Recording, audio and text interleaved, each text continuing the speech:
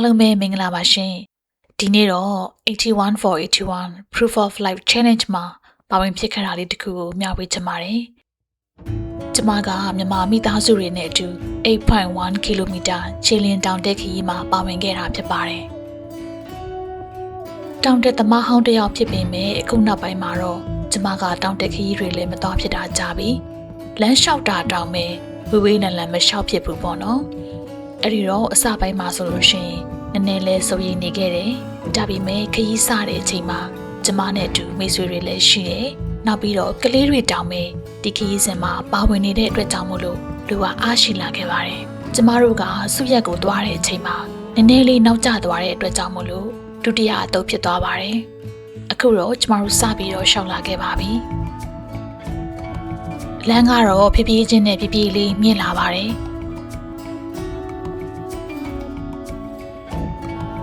ပင်လယ်ကမ်းခြေနဲ့အနီးဆုံးလမ်းကြောင်းကနေပြီးတော့တောင်အဆင်းအတက်သွားရတာပေါ့နော်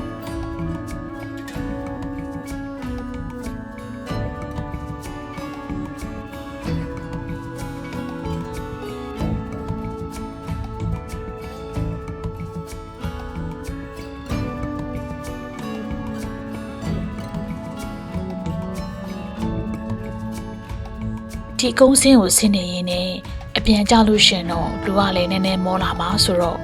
အတက်မှာတော့ပင်မမဲ့ထင်တယ်လို့ကျမတွေးလိုက်မိသေးတယ်ဒီနေရာလေးမှာတော့ကျမတို့ခဏနာကြတယ်မနက်စာစားတယ်ကော်ဖီတောက်တယ်လမ်းလျှောက်ရတာနည်းနည်းတော့ဝေးလာပေမဲ့ကျမအတွက်တော့ပင်လယ်ကမ်းခြေကိုမမြင်ရတာကြားတဲ့အတွက်ကြောင့်မို့လို့ရှုခင်းကိုကြည့်ရင်းနဲ့ပဲအမောပြေပါတယ်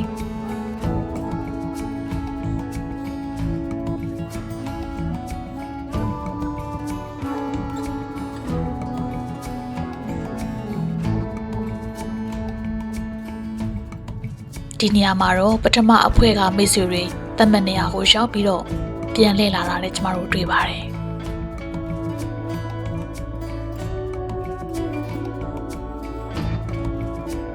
မကြာခင်မှာ 8.1 km ပြေးတော့မယ့်မိတ်ဆွေတွေကကျမတို့ကိုအားပေးပါတယ်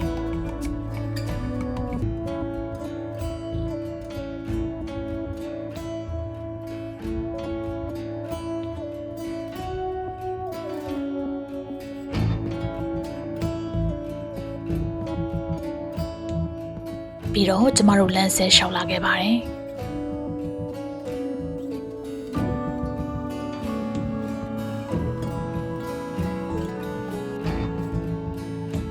ကျမကြိုက်တဲ့အဝါရောင်ပန်းတွေပေါ့နော်တတော်လုံးဝအောင်ပွင့်နေတဲ့နေရာမှာခဏလေးရက်ပြီးတော့ဓပုံရိုက်ပါတယ်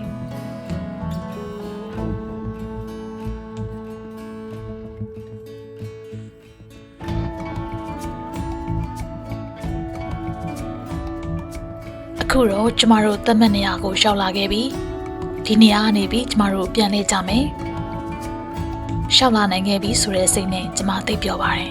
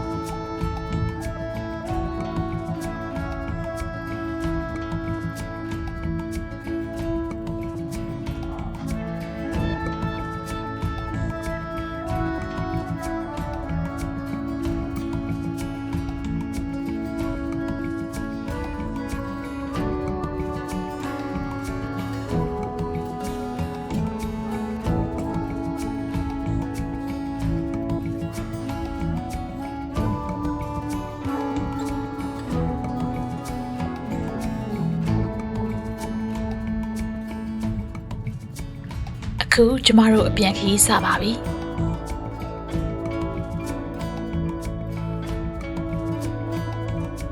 ကျမနဲ့အသွားရောအပြန်ရောအတူတူလျှောက်ခဲ့တဲ့ညီမလေးတွေပေါ့နော်ကျမတို့တလန်လုံးစကားတွေပြောတခါတလေဆိုလို့ရှင်လဲခဏလေးရက်ပြီးတော့ရှုကင်းကြည့်အနားယူရင်းနဲ့ခရီးအစားအနေဆုံးအတူလျှောက်ခဲ့ကြပါတယ်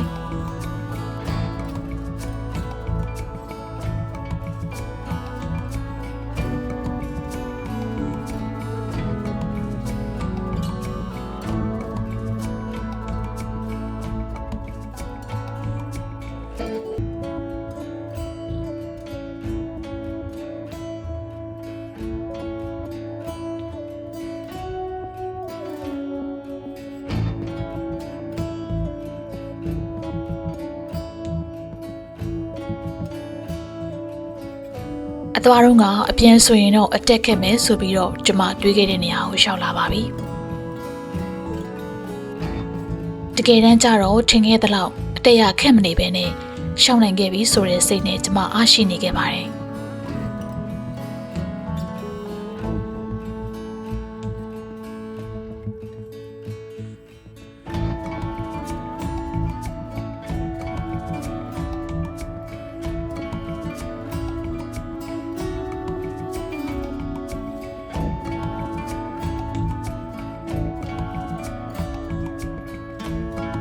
ဒီနေရာလေးကတော့ကျမသဘောကျတဲ့နေရာတစ်ခုပေါ့နော်ရွာကိုပြင်းနေတယ်လို့ခံစားရပါတယ်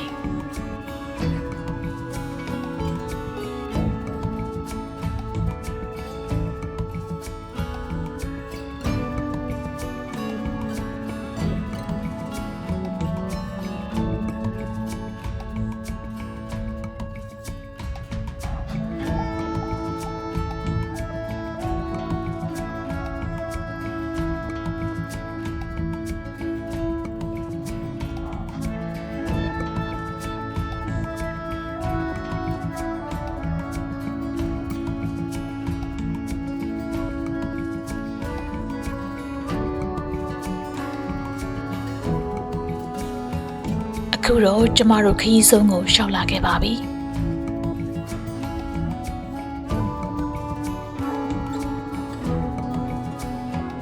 ခြေလန်းနိုင်မဟုတ်ပေမဲ့သတိရလာတိုင်းမှာမေတ္တာပို့ဆုတောင်းပါတယ်အဝေးအချက်မှာကျမ်းမာပါစေချမ်းသာပါစေဘေးပရာဝေးကွာပါစေသက်ရှိထင်ရှားရှိနေသေးကြောင်းကျမတို့အားလုံးအမြန်ဆုံးတည်ခွင့်ရပါစေလို့ဆုတောင်းမေတ္တာပို့သခဲ့ပါတယ်